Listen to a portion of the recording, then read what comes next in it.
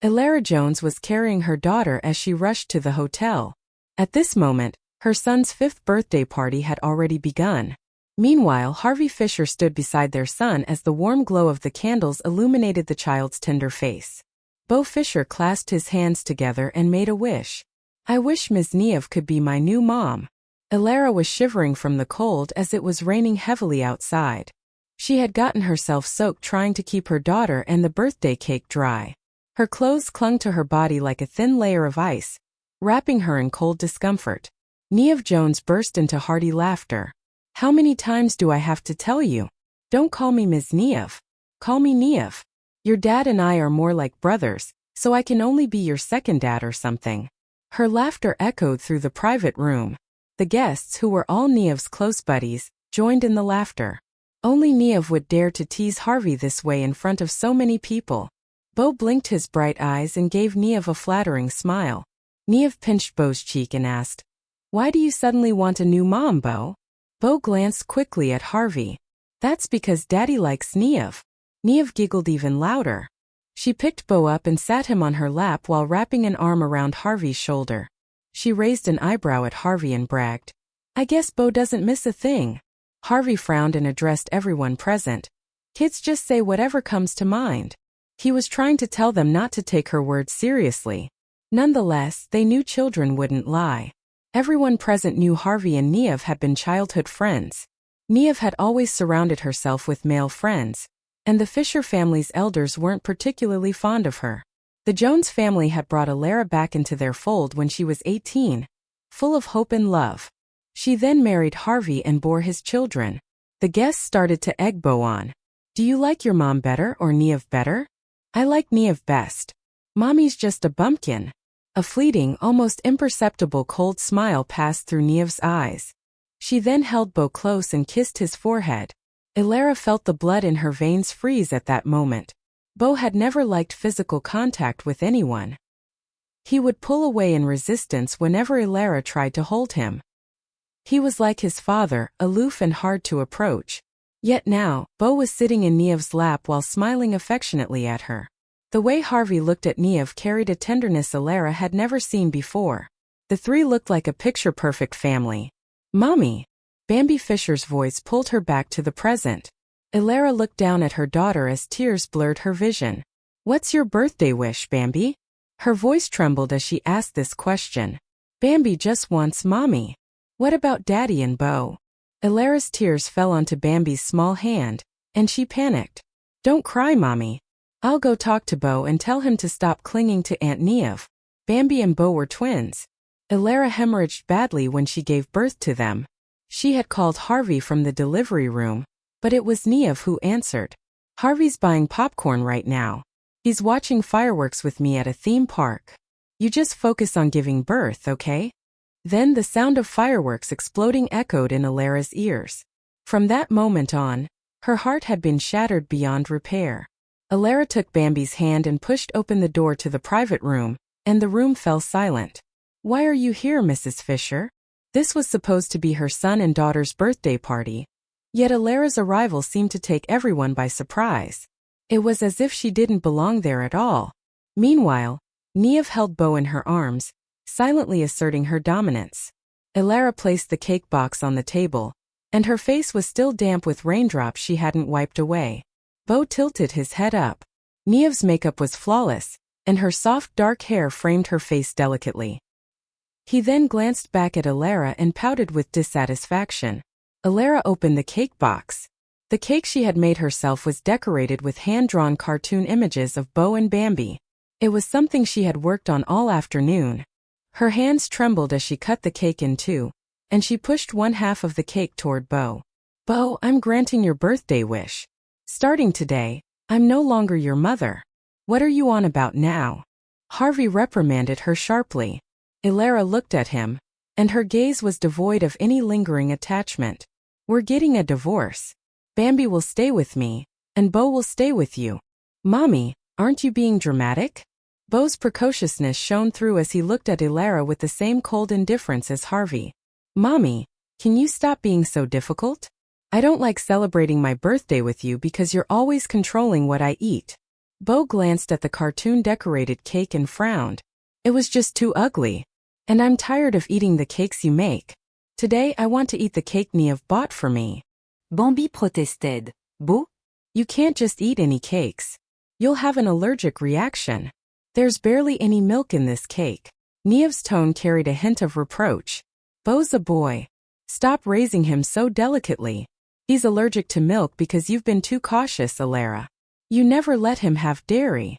Niev then leaned down and asked the child in her arms, Bo, will you trust me on this? You need to eat more cakes with dairy to build immunity. That way, you won't be allergic to milk anymore. Bo nodded firmly. I trust you, Niev. Mommy's a bumpkin. She doesn't know anything. Alara's broken smile froze on her face, and the metallic taste of blood filled her mouth. She had been married to Harvey for 7 years, yet she failed to obtain his heart. She had raised Bo for 5 years, only for the flesh of her own body to turn into a blade that pierced her heart. If you don't like the cake I made, then throw it away. Her voice was faint. It was as though her throat had been slit by a blade, leaving a bitter taste of iron. Bo, I've done my best to give you whatever you've wanted. If you want a new mom, I'll step aside and make room for Niev. She looked at her son and added, This is the last time Mommy will wish you a happy birthday. Then she said gently while taking Bambi's hand, Let's go. Alara didn't need her son or her husband anymore. Alara, are you really taking a child's words this seriously? Harvey's voice stopped her in her tracks, and his cold and proud face was now masked with frost. Yes, I am. Meet me at Maywood Courthouse tomorrow at 3 p.m. Don't be late, Alara said as she looked at Harvey, the man she had loved for 7 years. Yet her eyes now held only resolve.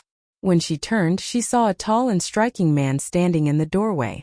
The light illuminated his chiseled features as he observed the scene with an air of amusement. It was as if he were watching a play.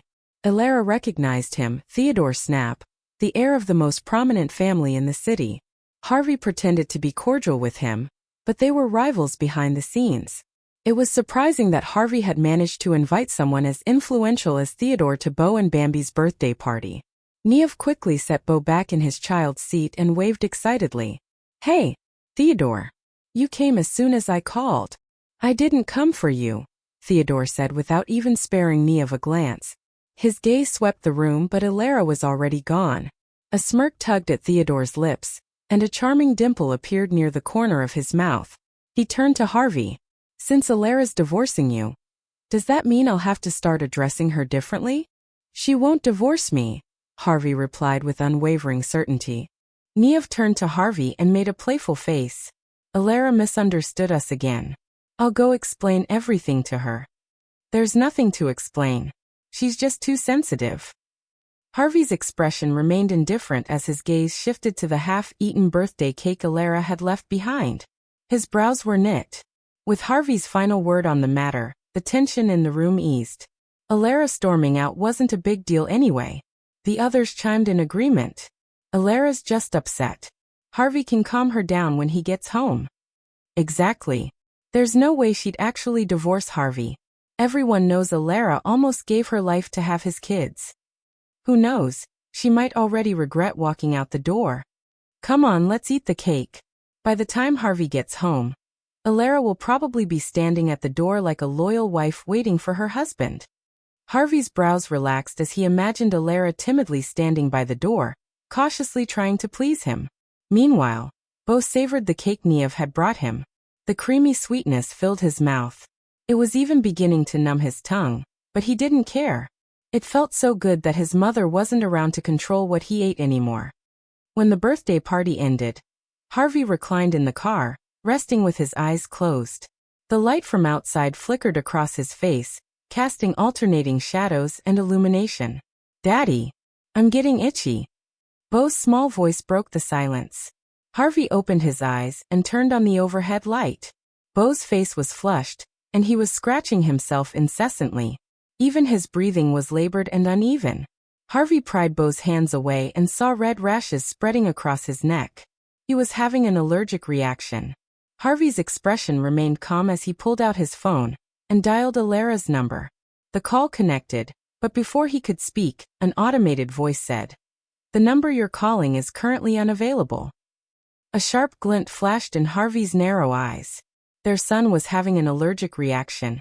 And Alara wasn't picking up? Drive faster, Harvey ordered the driver.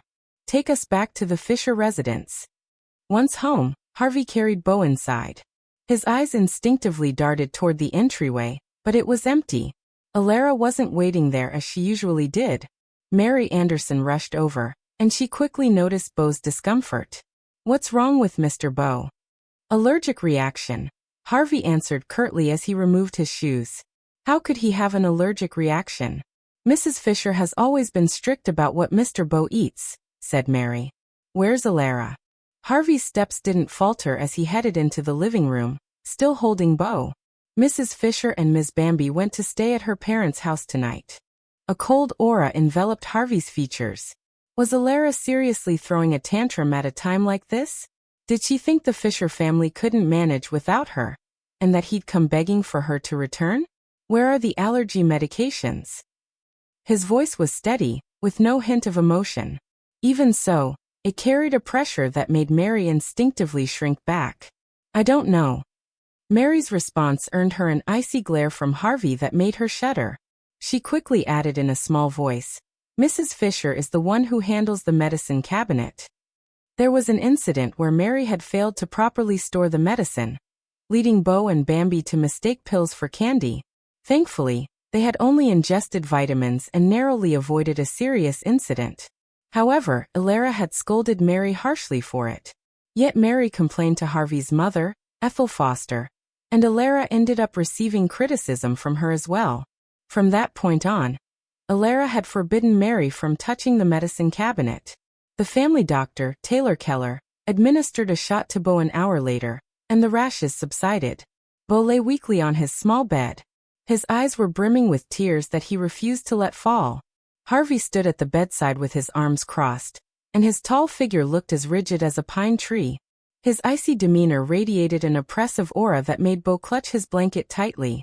Daddy, don't tell Neve I had an allergic reaction. Don't blame her either. It's all Mommy's fault. If she let me have milk more often, I wouldn't be allergic to it now. The child's innocent voice received no response from Harvey. Taylor assured him that Bo's condition was stable, and Harvey turned to leave the room without another word. When Bo fell ill, it was always Alara who personally took care of him. But even with Alara absent, the Fisher family still had Taylor around to easily handle Bo's condition. Harvey then relaxed and returned to his room. The two had begun sleeping in separate rooms after Alara became pregnant. Hence, his room bore no trace of Alara's presence. Alara's existence just seemed entirely dispensable to both Harvey and Bo. Harvey woke up at his usual time the next morning. As he sat up and reached for the water glass on his nightstand, his hand came up empty. Alara usually woke earlier than him, and would leave a glass of salt water by his bed. The air around Harvey grew heavy with his displeasure. As he stepped out of his room, he heard a commotion coming from the children's room. Bo was fussing, as he often did upon waking. It usually took Alara a long time to soothe him, and Mary was struggling to coax Bo into the bathroom today. Finally, Bo climbed onto a wooden stool by the sink. He picked up his toothbrush and turned to Mary. Why didn't you put toothpaste on it? He then picked up his water cup, and his expression darkened further. There's no water in my cup either. Apologies, Mr. Bo. Mary quickly stepped forward to squeeze toothpaste onto the brush and fill his cup with water. This isn't my toothpaste. Bo cried out in frustration. His toothpaste was supposed to be a sparkly blue gel. I'm so sorry. Mary's head throbbed. Mrs. Fisher's the one who always handles these things. At breakfast, Harvey looked at the bland food on the table and casually ordered, "Make some Scotch eggs." Huh. Mary froze. I want Scotch eggs too, Bo added. Mary was sweating nervously as she pulled out her phone. I'll call Mrs. Fisher and ask her how to make them. Alara was woken by the sound of her phone ringing early in the morning. She clearly remembered that she had turned off her 5 a.m. alarm. She answered the call groggily and heard Mary asking, Mrs. Fisher, Mr. Fisher and Mr. Bo wanted to eat. Some kind of Scotch eggs for breakfast. I don't know how to make them. Alara rubbed her sore eyes. I'll send you the recipe and instructions. Mary glanced quickly at the instructions Alara sent and fell silent. To make these Scotch eggs, she'd need to boil the eggs, peel them, wrap them in seasoned chicken, coat them with breadcrumbs, and fry them until golden brown. Alara's notes added specific details as well. Harvey liked soft-boiled eggs, which required 5 minutes of boiling and 3 minutes of frying over low heat. Meanwhile, Bo preferred fully cooked eggs that needed 8 minutes of boiling and 4 minutes of frying. Mary hurriedly asked, "Mrs. Fisher, when are you coming back?" This method of cooking eggs was way too complicated. Mary thought Alara could just make them when she returned. "I'm not coming back." "What?" Mary was stunned, but Alara's calm voice came through the phone. "From now on, don't call me about anything concerning the Fisher family. I'll send you all the notes I've written while managing the household." "No, wait." Mary's voice was abruptly cut off. Alara then glanced at the time on her phone. She turned over, wrapped her arms around Bambi, and went back to sleep. Mary returned to the dining room looking dazed. She rubbed her hands nervously. "I'm sorry, Mr. Fisher. The Scotch eggs are too complicated for me to make." "Did you get in touch with her?" Harvey's voice was cold. "Yes, she sent me the recipe, but did she say when she's coming back?" Harvey's suggestion to have Scotch eggs was, in truth, a ploy to get Mary to contact Alara. He thought he was already offering her a way back into the fold. "Mrs. Fisher said she isn't coming back," said Mary. Harvey choked on his coffee, unable to suppress a coughing fit. Mary sensed something was amiss. "Did you and Mrs. Fisher have an argument, Mr. Fisher?" "Mind your own business." Harvey's sharp tone chilled the air in the dining room. Mary shrank back, not daring to say another word while Harvey tightened his grip on the mug in his hand. How could Alara possibly not come back? By now, she should already be preparing the homemade lunch she always sent to his office. Whenever Alara upset him in the past, she would personally deliver lunch to the office as a reconciliation gesture. Bambi sat at the dining table, and her eyes lit up when she saw the breakfast. Wow! Chicken noodle soup. Bambi loved chicken noodle soup, but Bo would gag at the sight of it. At the Fisher residence, Alara rarely made soup because Harvey and Bo didn't like it. Even Ethel had once remarked that soup was poor people's food, a way to stretch ingredients when there wasn't enough to eat. Meals were meant to follow a scientifically balanced diet in the Fisher household. Even though Alara believed her homemade soup was nutritious and easier for the children to digest, her efforts weren't appreciated. When she added chicken, vegetables, and soft-boiled eggs for extra flavor, the Fishers would mock it. They would call it slop, and say it looked disgusting. One time, she made a simple chicken and vegetable soup without eggs specifically for Bo. But after he dumped it in the trash, she stopped making soup altogether. She had once tried to teach Bo not to waste food, but he lashed out at her, saying, "This is pig food. How could you give this to me? Mommy, you truly are a country bumpkin." The memory stung her deeply. Snapping out of her thoughts, Alara noticed that Bambi had already finished her soup. Bambi let out a satisfied burp. She gazed at her empty bowl that was licked clean and shining, still wanting more.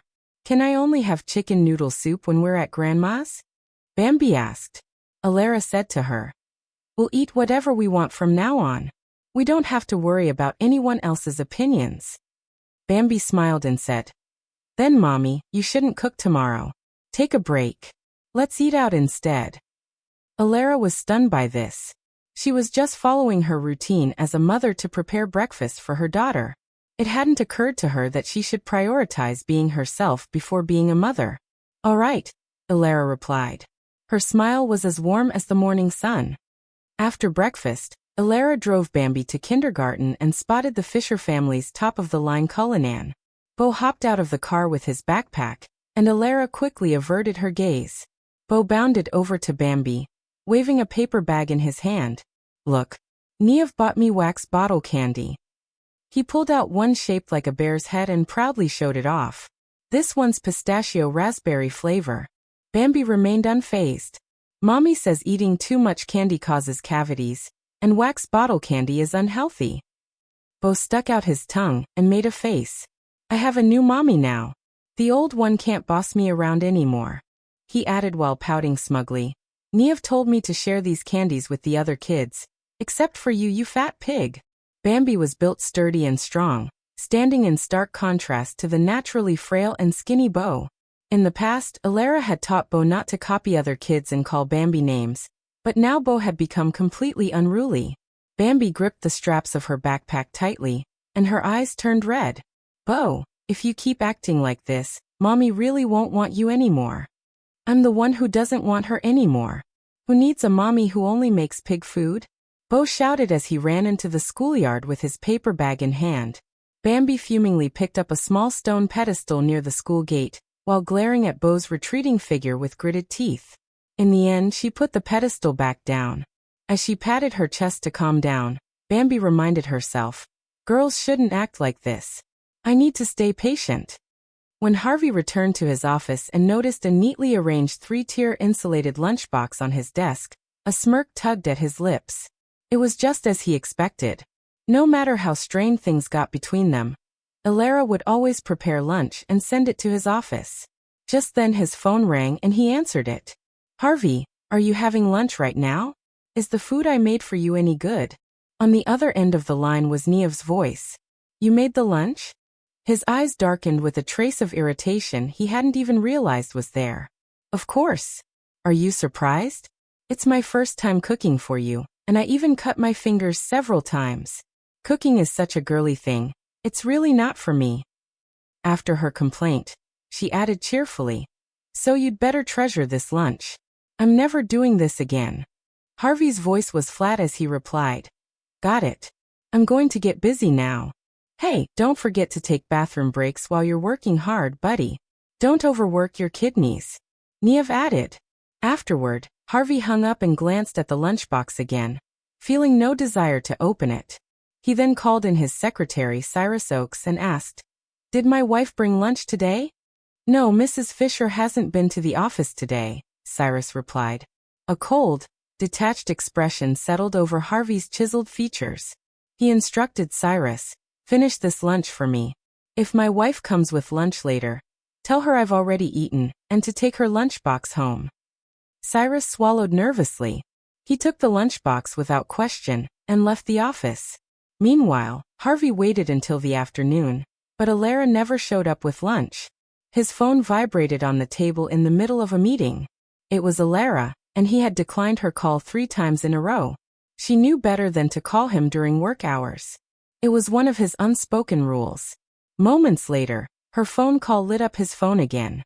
Annoyed, he answered in an icy tone. I've already eaten. There's no need for you to bring lunch. Harvey Fisher, I'm at the courthouse. Where are you? He was stunned, and only then did he remember her words from yesterday about meeting him at the courthouse at 3 p.m. today. Was she actually being serious about this? An inexplicable frustration surged through him. Alara Jones, enough's enough. Stop bringing up divorce every chance you get. Her voice came through the line, calm and resolute as she said, I'll wait for you until the courthouse closes.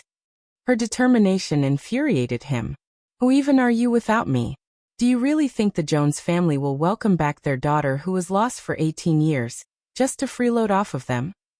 The conference room fell silent, and the executives barely dared to breathe. Alara's voice remained cool like a tranquil lake as she continued. Harvey, I simply won't be Mrs. Fisher anymore after leaving you. I just want to go back to being Alara Jones. If the Jones family won't have me, I'll revert to my original name. Being with you is just exhausting. I've been the only one putting an effort to love you and to love our son. Alara then let out a faint laugh before adding, I'm convinced there's no path in this world more torturous and treacherous than our marriage.